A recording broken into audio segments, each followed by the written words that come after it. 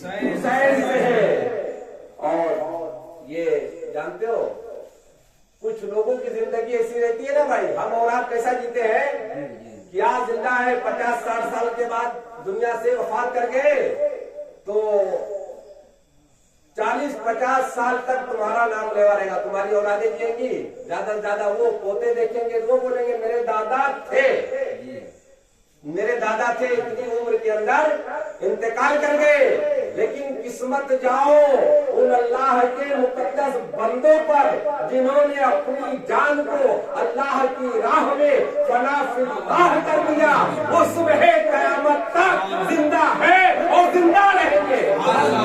نعرہ تکبیر، نعرہ رسالت، حسینیت زندہ رہیں گے۔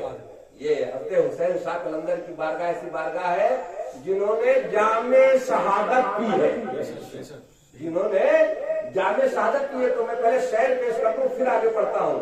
شب حیات میں یہ جانتے ہو کوئی معمولی ہستی نہیں جن کی بارگاہ میں حاضر دے رہے، حضرت حسین کے خاندان سے تعلق رکھتے ہیں اور نام بھی دیکھو حسین شاہ قلندر۔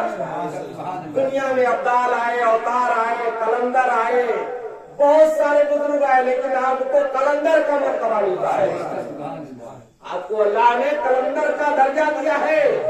اور بڑی خوشی کی بات ہے، میں تیسرے سال یہاں حاضر خدمت ہوا تھا پہلی بار، اور جب حاضر خدمت ہوا تو یہاں پہ میں نے عشاء کی نماز پڑھی۔ عشاء کی نماز کے اندر میں نے دعا مانگی، میرا دل جگمگا اٹھا۔ ایک ہے بصیرت، ایک ہے بصارت۔ آج کی محفل ہے کسی کو دکھانے کے لیے ہم نہیں کر رہے ہیں، نہ کسی سنانے کے لیے کر رہے ہیں کہ ہزاروں کا مجمع ہے اور ہم بیان کر رہے ہیں لوگ جانے۔ ارے آج ہم اس لیے کر رہے ہیں یا ہم جانے یا میرا شیخ جانے، یا ہم جانے یا میرا شیخ جانے، میرا قلندر سنے، میں سناؤں گا۔ ساری رات فجر تک بھی کھڑا رہنا پڑے گا تو ان کی بارگاہ میں کھڑا رہوں گا۔ تو یہ میں شعر بھی پڑھتا جاؤں، تشریح بھی کرتا جاؤں، لیکن محبت سے۔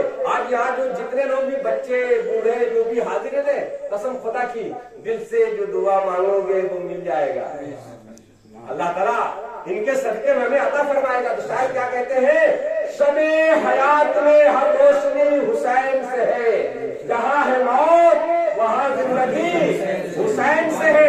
اور آگے محبت والا شعر ہے کہ یزیدیوں سے ہماری کبھی بنی ہی نہیں، یزیدیوں سے ہماری کبھی بنی ہی نہیں۔ ارے بنے بھی کیسے جب دوستی حسین سے، بنے بھی کیسے جب دوستی حسین سے ہے۔ اور آگے نسبت والی بات آ گئی ہے تو عرض کرتا چلوں کہ افضل ہے دو جہاں میں گھرانہ حسین کا، افضل ہے دو جہاں میں گھرانہ حسین کا۔ ارے ہم اپنی غلامی پہ فخر کریں، ہمارے سہراج بھائی اشرفی فخر کریں، افضل بھائی فخر کریں، اشرف بھائی فخر کریں، عبد الرحمان بھائی، ہارون بھائی، جو بھی پورے باجگڑھ والے فخر کریں۔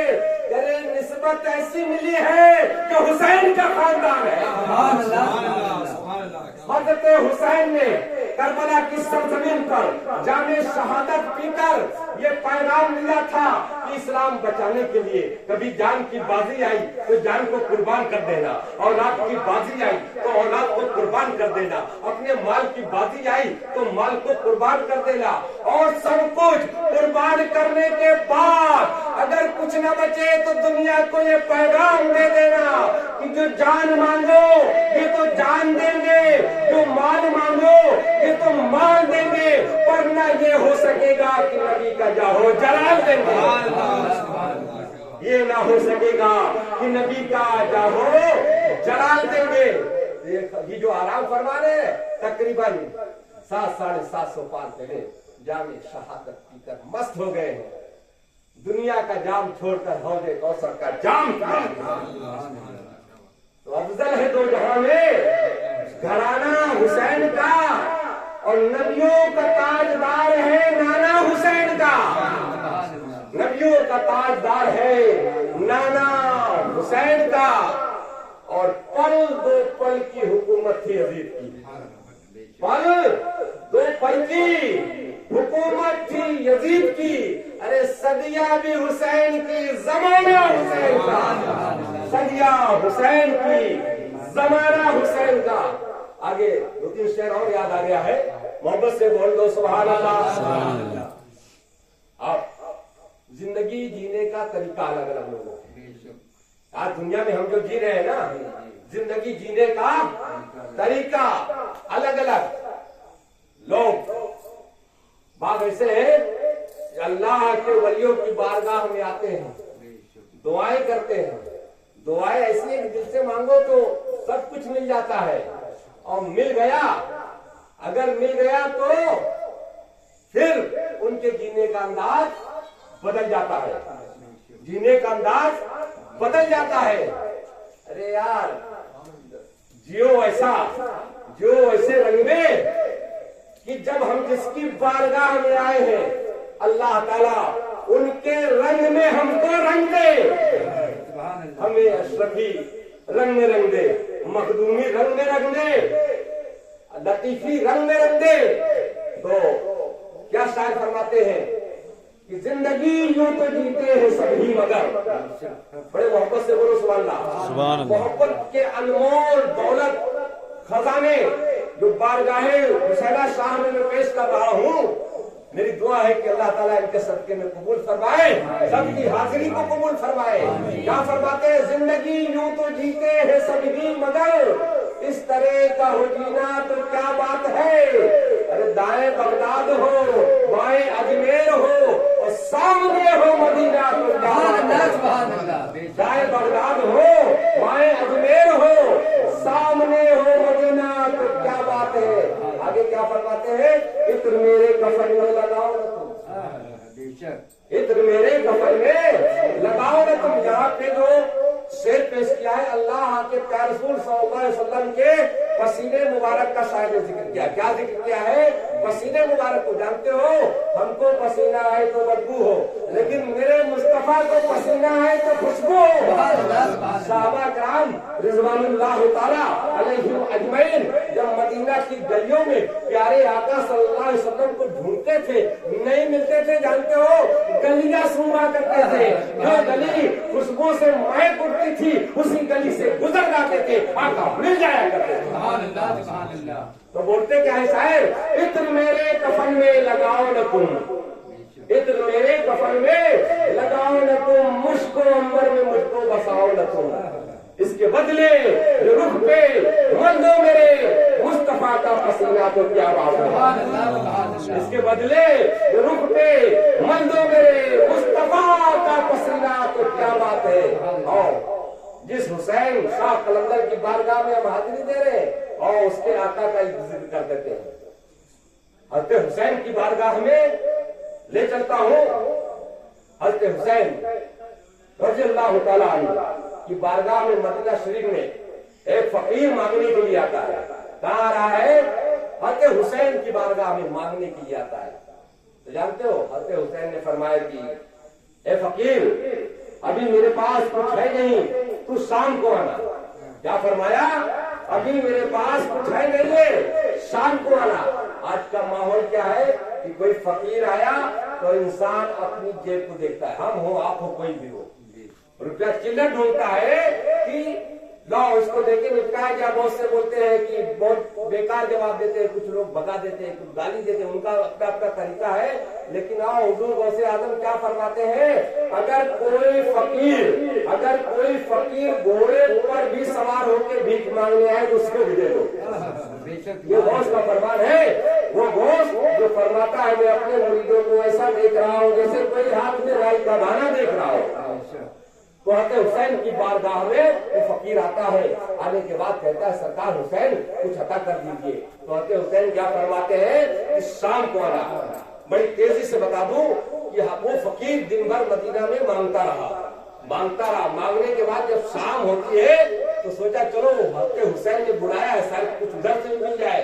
اب جب بارگاہ حسین میں وہ فقیر حاضری دیتا ہے تو کیا دیکھتا ہے کہ 2 اونٹ ہے. کیا ہے؟ 2 اونٹ ہے اور दीनार लदे हुए हैं। 2 ऊंट है, दोनों ऊंट पे 25,000 दीनार लदे हुए हैं। अब जानते हो फकीर ने कहा 25,000 दीनार है, चंद दीनार अगर सरकार हुसैन ने अदा कर दिया तो मेरा काम हो जाएगा। वो दबे पैर के साथ आहिस्ता आहिस्ता बारगाहे हुसैन में हाजिरी देता है। अरे वो हुसैन जिनकी अजमत का ये आलम है कि प्यारे आका सल्लल्लाहु अलैहि वसल्लम के कंधे पर घूमा करते हैं, वो हुसैन की बारगाह में हाजिरी दे रहे।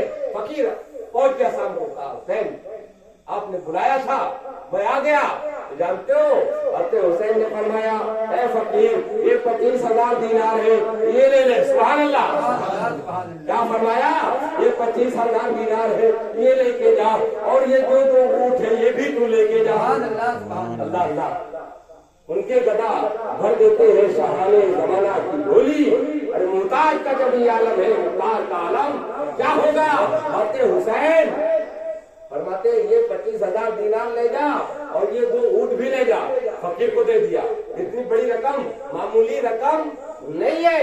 अब तो दे तो दिया, लेकिन मदीना वाले बारगाहे हुसैन में आते हैं। आने के बाद अर्ज करते हैं, या हुसैन, ऐ सरकारे हुसैन, आपने फकीर को 25,000 दीनार भी दे दिया और ऊंट भी दे दिया, क्या बात है? अब मैं जो बात बोलने जा रहा हूँ वो अपने दिल की तख्ती पर हजरत हुसैन शाह कलंदर की बारगाह से नोट करके जा रहा मेरे दोस्तों, ताकि कोई फकीर आए तो तुम अपने जेब को मत देखो, अपने जेब को मत देखो कि 500 का नोट है, 100 का नोट है, 20 का नोट है। अपने हैसियत के मुताबिक फकीर को अल्लाह की राह में दे दिया करो, क्योंकि जो 1 रुपया भी देता है अल्लाह ताला उसे 10 गुना अता फरमाता है। अपने हुसैन से अर्ज कर रहे लोग, या हुसैन आपने 25,000 दीनार दे दिया, ऊंट दे दिया, क्या बात है? तो जानते हो हजरत हुसैन क्या फरमाते हैं? ऐ मदीना में रहने वाले लोगों, ऐ मेरे नाना जान के सहाबियों, सुनो सुनो सुनो, मुझे मेरे अम्मी फातिमा ज़हरा की बात याद आ गई। मुझे अपनी अम्मा जान फातिमा ज़हरा खातूने जन्नत की बात याद आ जाती है। जब कोई फकीर मांगने आता है उनकी बात याद आ जाती है। मेरी अम्मी जान हज़रत फातिमा ज़हरा खातूने जन्नत अक्सर फरमाया करती थी कि ए बेटा हुसैन, जब कोई फकीर मांगने आए, जब कोई फकीर मांगने आए तो उसको इतना दे दो कि वो जाने के बाद फकीर न रहे, गनी बन जाए। इतना दे दो कि वो फकीर न रहे, गनी बन जाए। नारे तकबीर, नारे रिसालत, हज़रत हुसैन शाह कलंदर रहमतुल्लाह ताला अलैह जिंदाबाद। नारे तकबीर, नारे रिसालत। मेरे दोस्तों ये हुसैन की बारगाह है, ये हुसैन की बारगाह है। जहाँ फकीर एक बार आया तो गनी वो फकीर न रह गया, अरे वो गनी बन गया, गनी बन गया। याद रखो आज जिस हुसैन शाह कलंदर की बारगाह में हम हाजिरी दे रहे हैं, अरे यार दिल से दौलत मांगोगी, दौलत मिलेगी, औलाद मांगोगे, औलाद मिलेगी, आपको सेहत मांगनी है, सेहत मिलेगी, माँ बाप की जो है साया चाहिए वो मिलेगा, हर चीज मिलेगा। अरे दिल से मांगो तो सही। ये वो बारगाह है, वलियों की बारगाह, ऐसी बारगाह है कि इनके दर से कोई खाली नहीं आता, इनके दर से कोई खाली जाता ही नहीं। जमाना कुछ कहे दीवाने अपनी जान दे देंगे, जमाना कुछ कहे दीवाने अपनी जान दे देंगे, मगर दामन न छोड़ेंगे तुम्हारा या रसूल अल्लाह। मोहब्बत से बोलो सुभान अल्लाह। मगर दामन न छोड़ेंगे तुम्हारा या रसूल अल्लाह। और उसी का है बुलंदी पर सितारा या रसूल अल्लाह, उसी का है बुलंदी पर सितारा या रसूल अल्लाह। अरे जिसे मिल जाए हसनैन का उतारा या रसूल अल्लाह। ये हम अपने नजराने अक़ीदत को बड़ी मोहब्बत से हम आपके साथ पेश कर रहे थे। मेरी दुआ है कि ये अल्लाह ताला की बारगाह में हज़रत हुसैन शाह कलंदर की जो है वसीले से इसको रब न करे कबूल फरमाए। और अभी ज़ीशान शफी आज की दुआ ज़ीशान शफी करेंगे और इंशाल्लाह सनीचर में जो चादर चढ़ेगी दोपहर में उसकी दुआ हम मदार शरीफ पे करेंगे ताकि दोनों की हाजिरी कबूल हो जाए। अब ज़ीशान शफी जो है सलाम पढ़ाएंगे और दुआ